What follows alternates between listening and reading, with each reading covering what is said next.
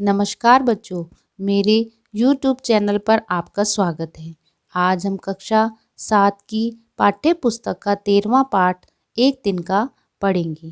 बच्चों, पाठ का सारांश रूप पढ़ने से पहले मैं लेखक के बारे में जानकारी देना चाहती हूँ।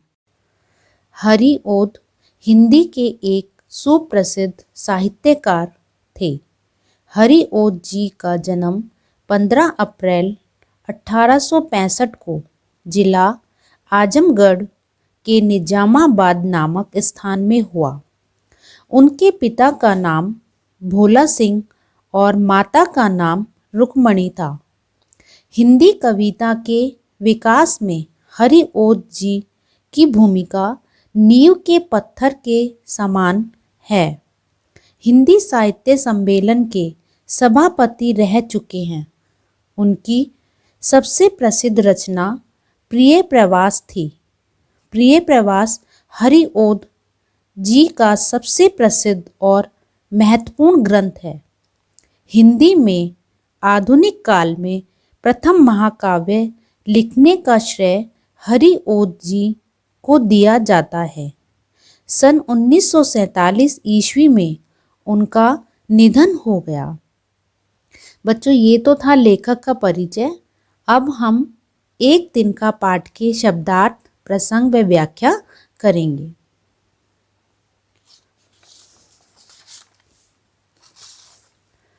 मैं घमंडों में भरा ऐंठा हुआ, एक दिन जब था मुंडेरे पर खड़ा, अचानक दूर से उड़ता हुआ, एक तिनका आँख में मेरी पड़ा।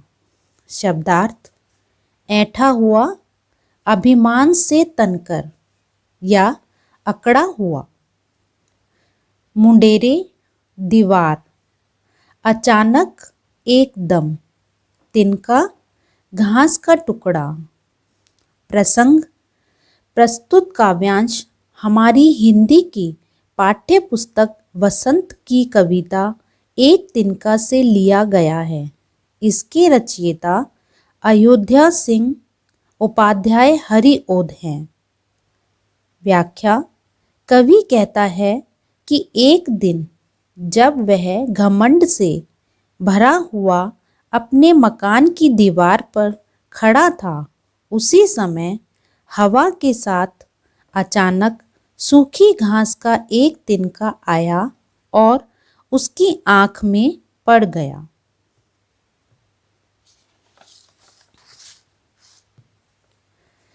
मैं झिझक उठा हुआ बेचैन सा, लाल होकर आँख भी दुखने लगी। मूठ देने लोग कपड़े की लगे, ऐंठ बेचारी दबे पाँव भगी। शब्दार्थ: झिझक, शर्म। बेचैन, व्याकुल होना। दुखने लगी, दर्द होने लगी। मूठ, कपड़े को इकट्ठा करना। ऐंठ, घमंड। दबे पांव भागना, चुपचाप भाग जाना। प्रसंग: पूर्वव्रत। बच्चों, ये मैंने पहले भी बताया था कि इसका मतलब होता है जो हमने आगे प्रसंग लिखा है वही आपको ये प्रसंग लिखना है। व्याख्या: आँख में तिनका गिरते ही कवि को बहुत पीड़ा हुई।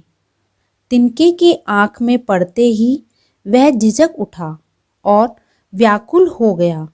उसकी आँख भी लाल हो गई और दुखने लगी।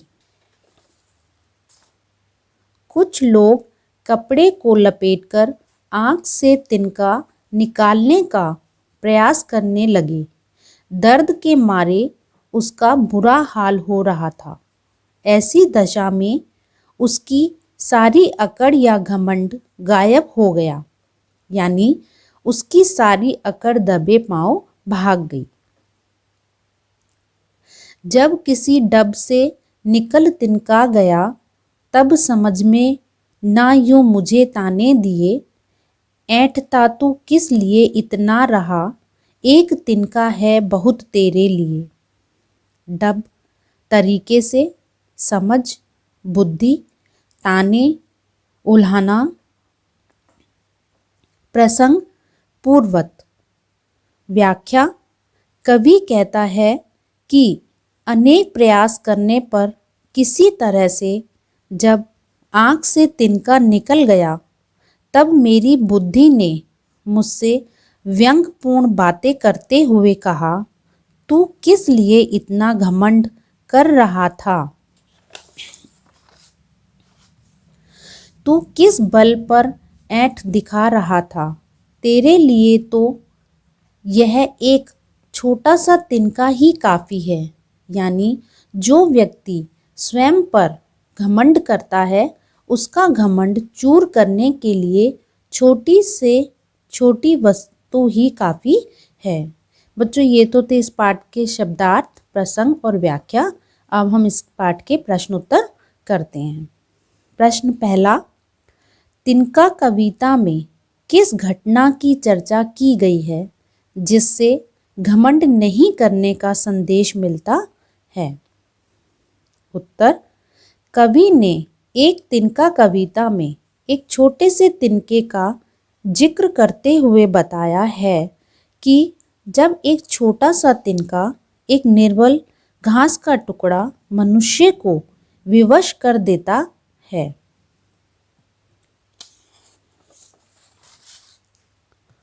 और वह स्वयं को असहाय महसूस करने लगता है, तो शक्तिशाली वस्तु तो मनुष्य का नामो निशान मिटा सकती है। इससे मनुष्य को घमंड न करने का संदेश मिलता है। प्रश्न दूसरा, आँख में तिनका पड़ने के बाद घमंडी की क्या दशा हुई? उत्तर, घमंडी की आँख में तिनका पड़ने पर उसकी आँख लाल होकर दुखने लगी। ऐसे में वह बेचैन हो गया। लोगों ने कपड़े की मूठ बनाकर आँख में से तिनका निकाला। अंत में उसका घमंड चूर चूर हो गया। प्रश्न तीसरा, घमंडी की आँख से तिनका निकालने के लिए उसके आस पास के लोगों ने क्या किया?